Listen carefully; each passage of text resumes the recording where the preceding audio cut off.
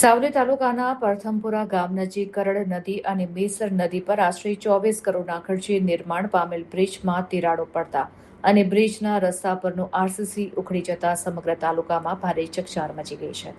કરોડો રૂપિયાના ખર્ચે બનેલા બ્રિજની હાલત સામે લોકોમાં રોષ ફાટી નીકળ્યો છે અને કામની ગુણવત્તા અંગે ગંભીર સવાલો ઉભા થયા છે. આ મામલે સાવલી તાલુકાના ધારાસભ્ય કેતનભાઈ ઇનામદાર દ્વારા ગુજરાતના મુખ્યમંત્રી ભૂપેન્દ્રભાઈ પટેલને લેખિત રજૂઆત કરવામાં આવી છે. રજૂઆતમાં બ્રિજના કામમાં થયેલી બેદરકારીની ઊંડાણપૂર્વક તપાસ કરવા વિજિલન્સ તપાસની માંગ સાથે જવાબદાર કોન્ટ્રાક્ટર તેમજ સંબંધિત અધિકારીઓ સામે કડક કાર્યવાહી કરવાની ભલામણ કરવામાં આવી હોવાનું જાણવા મળ્યું છે.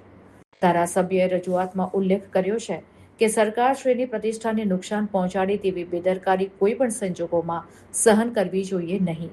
કરોડો રૂપિયાના જાહેર નાણાં ખર્ચ્યા હોવા છતાં બ્રિજમાં શરૂઆતથી જ ખામીઓ સામે આવતા સ્થાનિકોમાં ભારે અસંતોષ જોવા મળી રહ્યો છે. બ્રિજના નિર્માણ કાર્યમાં ગુણવત્તાનો અભાવ રહ્યો હોવાની ચર્ચાઓ હવે રાજકીય તેમજ વહીવટી વર્તુળોમાં પણ જોર પકડી રહી છે.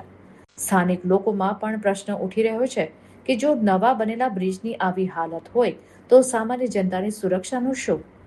સાવલી તાલુકામાં હાલ આ મુદ્દો ચર્ચાનું કેન્દ્ર બન્યો છે અને લોકો સરકાર તરફથી તાત્કાલિક કડક કાર્યવાહી તથા પારદર્શક તપાસની માંગ ઉઠાવી રહ્યા છે.